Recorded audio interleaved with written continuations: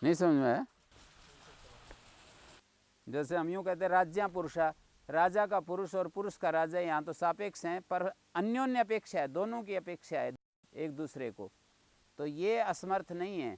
पर यूँ कहें पुत्र राज्या पुरुषा देवदत्तस्य, अब ये सापेक्ष नहीं रहे ना।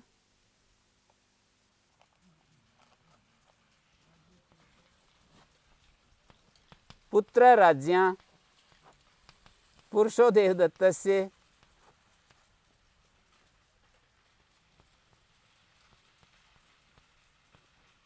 देवदत्त का आदमी है और राजा का पुत्र है, पास पास दिखाई दे रहे हैं, फिर भी ये एक दूसरे के से संबंध कट ऑफ हो गया। दो पड़ोसी जब शत्रु भाव से रहें तो वो आपस में निरपेक्ष रहते हैं ना, पास पास रहें फिर भी जो है निरपेक्ष ही हैं, कुछ लेना देना नहीं ना दूसरे से, हैं। और दूर भी रहते हुए माँ यहाँ उत्तराखंड में, बेटा कहीं अमेरिका में है, तो भी जुड़े रहते हैं ना। न्याय दर्शन में आता है ना, एक अर्थ से यदि जुड़ा होता है तो दूर भी संबंधित हो जाते हैं। और नज़दीक नज़दीक देखो, नज़दीक नज़दीक पड़े हुए हैं पर ये इसका कुछ लेना देना नहीं है राजा पुरुषा का। राज्य अब पुत्रा से जुड़ रहा है, पुरुष देवदत्त से जुड़ रहा है। ये तो कई बार मैंने कही है कि सापेक्ष असमर्थम भवति, ये ऐसे होता है जैसे रिद्ध से राज्य पुरुषा, ये भी असमर्थ है। ये जो राज्य है ना इसकी अपेक्षा कर रहा है, यद्यपि राज्य पुरुषा तो आपस में संबंधित हैं, लेकिन ये इसकी अपेक्षा कर रहा है, इसलिए अब ये भी असमर्थ हो गया, सापेक्ष असमर्थ होता है। राज्य पुरुषा अकेले बोलोगे तो समर्थ हैं, पर जब ये रिद्ध से राज्य पुरुषा, रिद्ध का मतलब समृद्ध से, समृद्ध राजा का पुरुष, तो ये राज्य जो है अब समर्थ नहीं रहा, अब असमर्थ हो गया, क्योंकि राज्य को रिद्धस्य की अपेक्षा हो गई। प्रधान सापेक्ष हो तो दिक्कत नहीं होती है। ऐसे हम कहें राज्य पुरुषा शोभना, अब ये प्रधान सापेक्ष है, ये प्रधान है ना। तत्पुरुष समास में ये देखना पड़ेगा कौन सा प्रधान कौन सा प्रधान।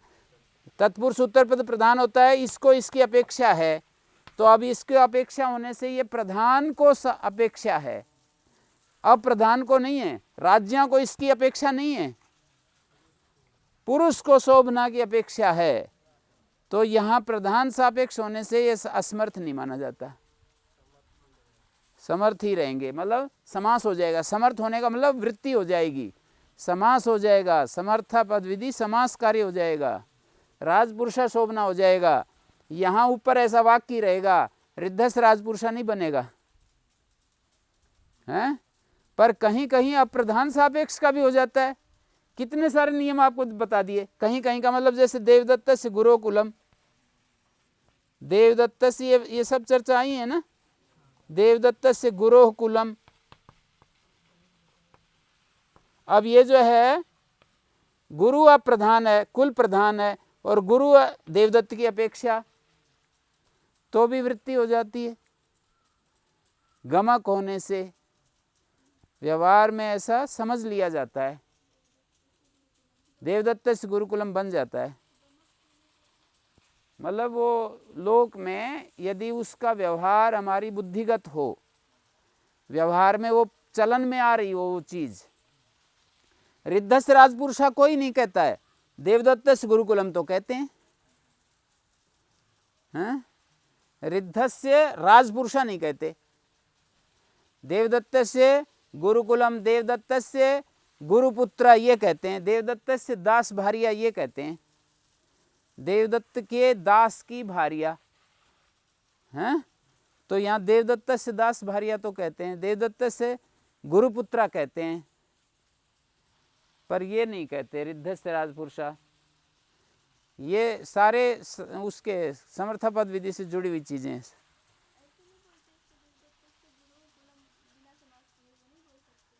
बिना समास तो विग्रह मात्र रहेगा ना, पर बात इसमें तो कोई दिक्कत नहीं, पर ये उसमें दिक्कत है वृत्ति में। ऐसा प्रयोग नहीं होता देवदत्त के गुरु का कोई। हाँ ये तो हो जाएगा विग्रह में, विग्रह में हो जाएगा। वो तो आपको राज्य पुरुषा और राजपुरुषा में एक समान ढंग से थोड़ी अर्थ प्रतीति होती है, वहाँ अलग तरह से अर्थ का बोध होता है, विभक्ति नहीं रहती है, और यहाँ अलग ढंग से होता है, मतलब थोड़ा अंतर रहता है उसमें। कुंभम करोति बोलें और कुंभकारा बोलें तो एक चीज होते हुए भी हमारी बोध में, हमारे जो बोध है उसमें अंतर है। कुंभम करोति बोलें एक तो, और एक कुंभकार शब्द बोलें तो हमारा बोध एक जैसा थोड़ी होता है। कुंभकार भी वही है, कुंभम करोति भी वही है, हम एक चीज होते हुए भी बोध में फर्क है। कुंभम करोति कहें या कुंभकार कहें तो बोध में अंतर है। और उसमें कुंभम करोति का ऐसा अर्थ भी हो सकता है कि देवदत्ता कुंभम करोति संप्रति काले इदानीं कुंभम करोति, और कुंभकारः जो करने वाला उसके प्रत्यक्ष, यहाँ से भी अंतर मतलब व्यवहार में थोड़ा सा पड़ता है। देवदत्ता कुंभम करोति, देवदत्ता कुंभकार है, हाँ, देवदत्त घड़े का निर्माण कर रहा है इस वक्त, और देवदत्ता कुंभकार है। कुम्हार है, देवदत्त कुम्हार है, तो यहाँ पे काफी अंतर। हाँ मतलब वो जो है परार्थाभिधानम वृत्ति, वृत्ति जो होती है परअर्थ का विधान करने वाली होती है।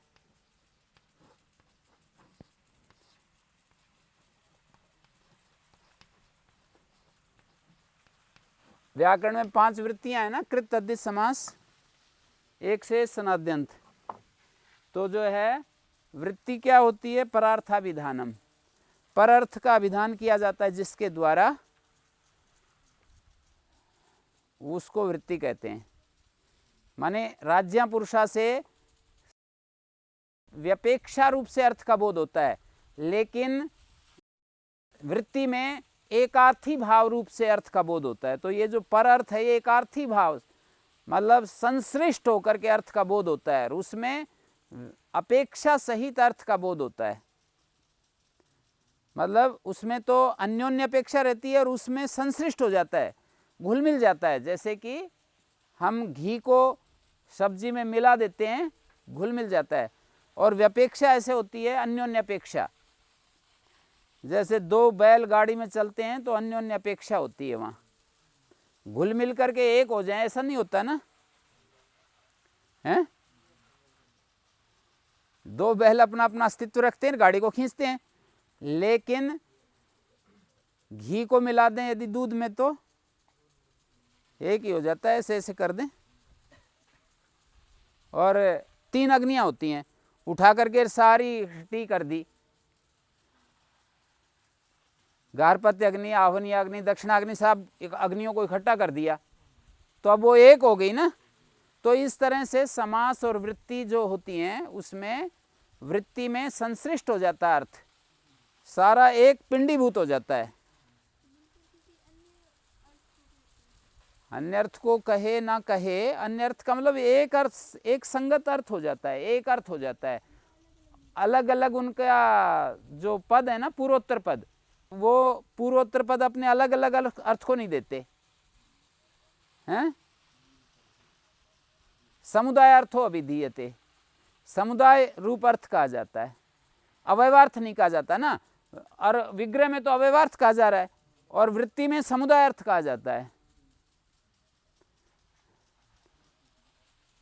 फिर जहत स्वार्था भी होता है, जहत स्वार्था भी होता है। वृत्ति में जो है स्वार्थ, अपना जो पदों का अर्थ है वो छूट जाता है, नहीं छूटता है, नहीं छूटे तो भी समुदाय ही कहा जाता है, अवयवार्थ गौण रूप से ही रहता है। ना छूटे तो भी समुदायार्थ ही कहा जाता है। हाँ, ना छूटे ना, समुदाय अर्थो विधीयते। वाप्यस्व है, जैसे वाप्यामस्व एक वापी में घोड़ा, दरियाई घोड़ा होता है, और वाप्यस्व है तो समुदाय कहा जाता है। जैसे कोई पद होता है उसमें वर्ण जो होते हैं वो अपना अस्तित्व रखते हुए भी समुदाय का ही अर्थ देते हैं ना। जैसे राम शब्द में र, आ, मैं, अ, तो उनका अवयवों का कोई अपना एक स्वतंत्र अर्थ नहीं होता, समुदाय अर्थ होता है। वापी जमास्व, वापी तो तालाब आदि को कहते हैं ना। एक कोई संज्ञा है, ये किसी पशु की संज्ञा है, दरियाई घोड़ा हम बोलते हैं ना।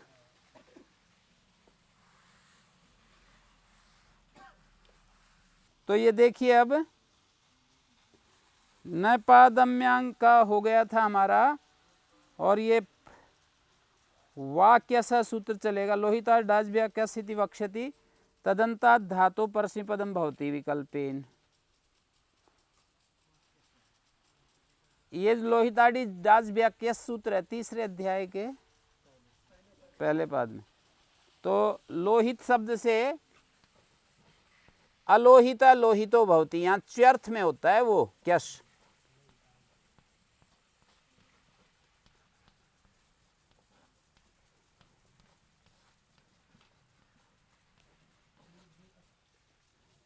तो क्या बना ये,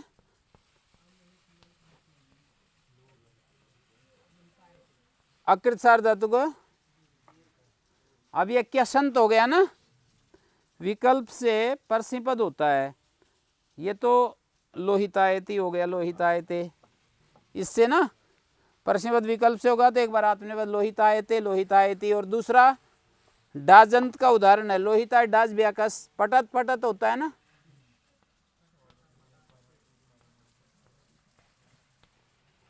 पट पट कर रहा है कोई, तो देखिए अव्यक्तानुकरणात् द्वज व्यवहारार्था दनितो डाच,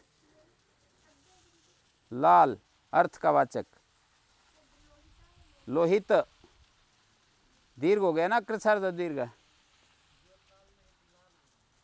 अलोहित लोहित हो रहा है, कोई कपड़ा पहले अलोहित था, लोहित हो रहा है। तो देखिए यहाँ पर ना डाच की बात चला रखी है कि द्वच अवरार्धा दनितो डाच, कम से कम दो अच होने चाहिए। दुर्वचन करने पर डाची बहुलम द्वे भवता, डाच के विषय में पहले ही दुर्वचन हो जाता है। और उसके आधे भाग में कम से कम दुर्वचन करने के बाद जो आधा भाग है उसमें दो अच होने चाहिए।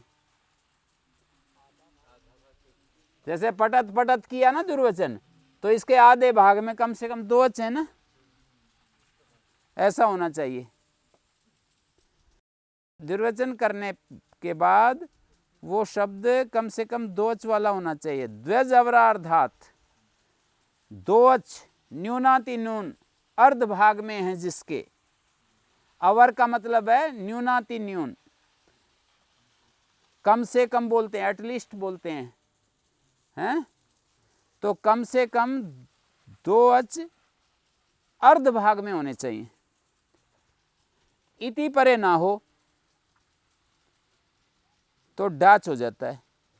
यदि पटत के बाद इति परे आ जाएगा तो डाच नहीं होगा, इति परे ना हो डाच हो जाता है। और डाच के परे रहते क्या होगा, डाच का च और ड आ बचेगा, डित होने से टी लोप हो गया। और ये पटत है ना, नित्यम आम्रेडित डाची एक वार्तिक है, डाच परक आम्रेडित परे हो।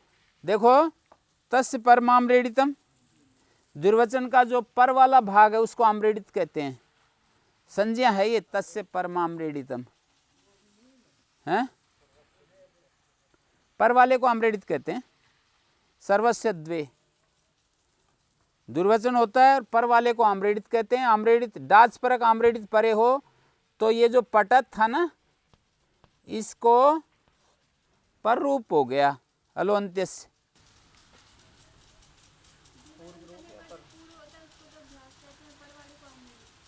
नहीं, वो तो छठे अध्याय में अभ्यास और अभ्यस्त, अभ्यास और अभ्यस्त ये दो संज्ञाएं छठे अध्याय के पहले पाद में, पूर्व अभ्यास वे अभ्यस्तम।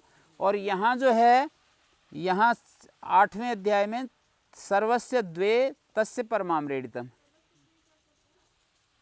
उसका अधिकार है कि आगे आने वाले जो सूत्र हैं वो संपूर्ण शब्द को दो कर देते हैं, एक के स्थान में दो आदेश कर देते हैं। जैसे एक पटत था उसके स्थान में दो पटत आदेश कर दिया। तस्य परमामृतम, तस्य परमामृतम, उसका जो पर भाग है उसको आमृत कहते हैं। तो यहाँ पर पटत का जो पर भाग था उसको आमृत कह दिया। ठीक है, अब हम क्या करेंगे, नित्यम आमृत डाची से डाच परक आमृत परे रहते, इसको नित्य ही पर रूप कर दिया। पट पटा बन गया ना जी, देखो पटत का जो तय था उसको पर रूप हुआ है, तय को पर रूप होता है, तय जो है पै वाला ही रूप धारण कर लिया। वहां पर ये वार्तिक है, अव्यक्तानुकरण स्यात इतो नित्यम आमृते डाची,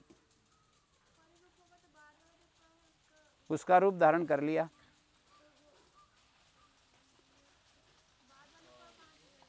ये जो तय है ना, ये पै का ही रूप धारण कर लिया, तय चला गया, पै ही रह गया। पर रूप में तो यही होता है ना, जैसे अतोगुणे पर रूप, दो आकारों के स्थान में एक पर वाला रूप हो जाता है, तय और पै की जगह एक पै आ गया पर रूप। क्या छठे अध्याय के पहले पाद में पूर्वाभ्यासा चलता है, सर्वस्य द्वे सूत्र से दुर्वचन करते हैं, तो यहाँ पूर्वाभ्यासा नहीं जाएगा। हाँ? तो पटपटा बन गया, डाजंत से क्यश, क्यश आ गया, लोहित आदि क्यश आ गया, और पटपटायती पटपटायते बन गया। अब एक प्रश्न उठाया इन्होंने कि यहाँ पर विकल्प से परस्मैपद कर रहे हैं, तो ये प्रश्न किया, तत्र परस्मैपदेन मुक्ते कथमात्मनेपदम लक्ष्यते यावता अनुदात्तगीत इत्यादिना प्रकरणेन तन्नियतम। आत्मनेपद तो नियम किया हुआ है, आत्मनेपद का नियम करने का मतलब आत्मनेपद कहीं नहीं जा सकता ना, कहाँ पर नियमित है, वो पूरा प्रकरण में नियम कर दिया कि भाई अनुदात्ते और गित धातु से ही आत्मनेपद होता है, नेर विषय आत्मनेपदम भवति, और पूरे हर सूत्र के साथ नियम बंद रखा है, बांध रखा है आत्मनेपद को। तो आत्मनेपद यहाँ पर कैसे आ गया, पट पटायते में आत्मनेपद कैसे आ गया, लोहितायते में कैसे आ गया, ये कहना चाह रहे हैं। ये जो है आत्मनेपद तो नियत है, परस्मैपद विकल्प से करने से भी आत्मनेपद नहीं आ सकता। परस्मैपद विकल्प से करोगे ना तो भी आत्मनेपद नहीं आ सकता, क्योंकि आत्मनेपद तो नियमित बंधा हुआ है और कहीं जा ही नहीं सकता। पक्ष में लय बस रखा रहेगा, लट जो है रखा रहेगा, उसके स्थान में आएगा नहीं, लय रखा रहेगा, और लय के बाद स्वादुत्पत्ति हो जाएगी।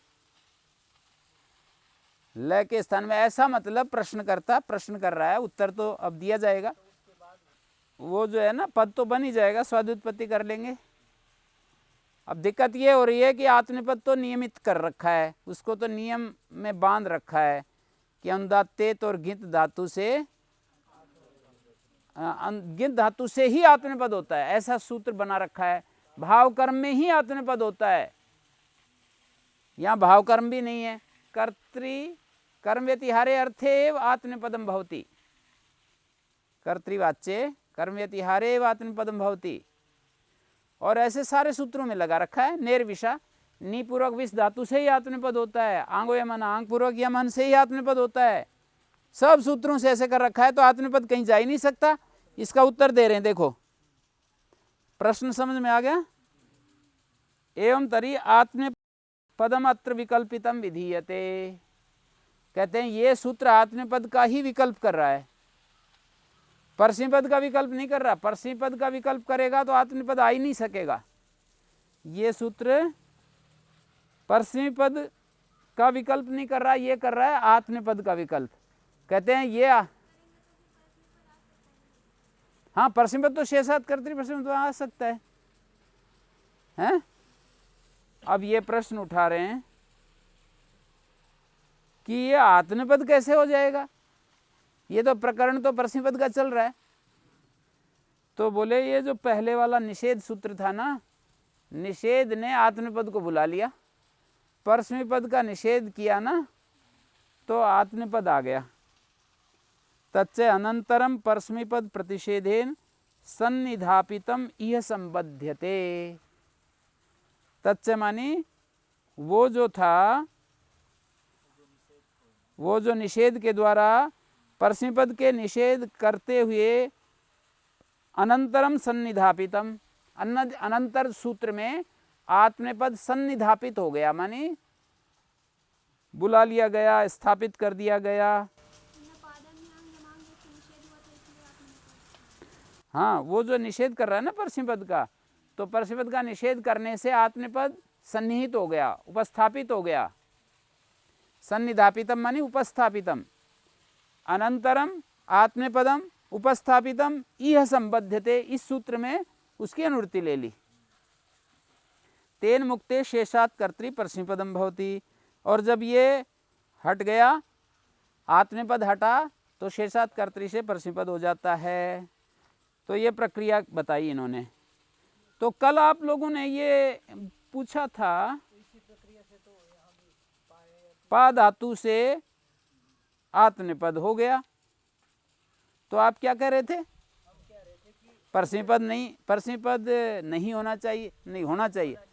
तो परस्मैपद कैसे हो जाएगा जब आत्मपद, तो पा धातु से आत्मपद ही नियमित कर दिया, तो परस्मैपद कैसे करोगे? निचस्त से निजंत धातु से आत्मपद कर रहा था, उसका अनावकर्म का चित्तवत। जैसे यहाँ पर पा दम्यांग आदि ये कहा है ना कि पा आदि धातुओं से, णी की भी अनुवृत्ति है ना, निजंतु से परस्मैपद नहीं होता तो आत्मपद होता है। किस सूत्र से? निचस्त से आत्मपद होता है।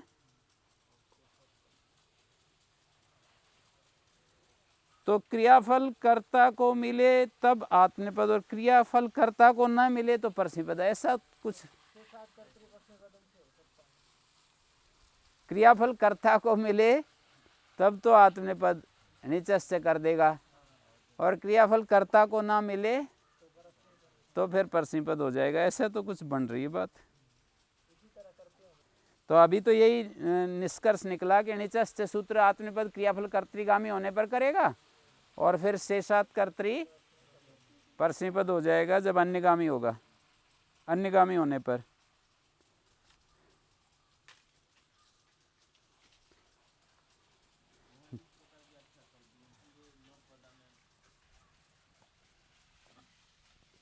हैं?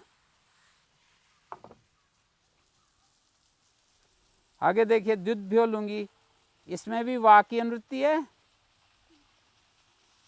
द्युतादि धातुओं से लुंग लकार में भ्वादिगण के अंतर्गत द्युतादिगण है, तो इन धातुओं से लुठादया अभी कृपु पर्यंता तथा व्यपदिश्यन्ते।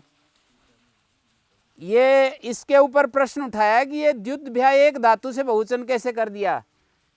जैसे ये तो करते ही रहते हैं व्याकरण में, शौंडई जैसे एक शब्द से बहुवचन हो रहा है ना, तो द्युत जो है साहचर्य से जो आगे आने वाली जो धातुएं हैं सबको बहुवचन से निर्देश कर दिया है।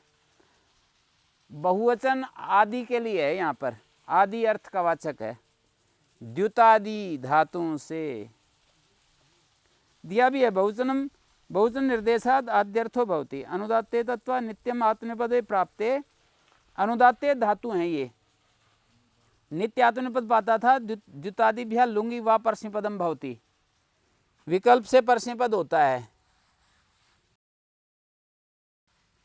जैसे वी उपसर्ग है, द्युत धातु है, और ये हो गया चिलुलिंग चिले सिच हो गया, ईट आगम हो गया।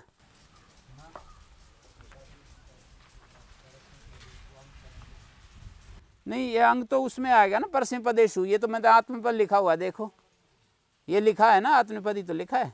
यहाँ पर अटागम इको इणची, अटागम इको इणची, तो व्यद पुगंत लफ्ज से गुण व्यद्योतिष्ठ ऐसा बन गया। और जब परस्मैपद होगा तो पुषायत्वलिता परस्मैपदेषु से अंग हो जाएगा, अंग हो जाएगा। और ये तिप का इतश्च से तक, ई का लोप अंग का है इसमें मिल गया, अटागम। और यहाँ पर पुगंत लफ्ज से गुण पाएगा, गिंत होने से कंगति च, कंगिति च, तो वी उपसर्ग व्यद्युतत।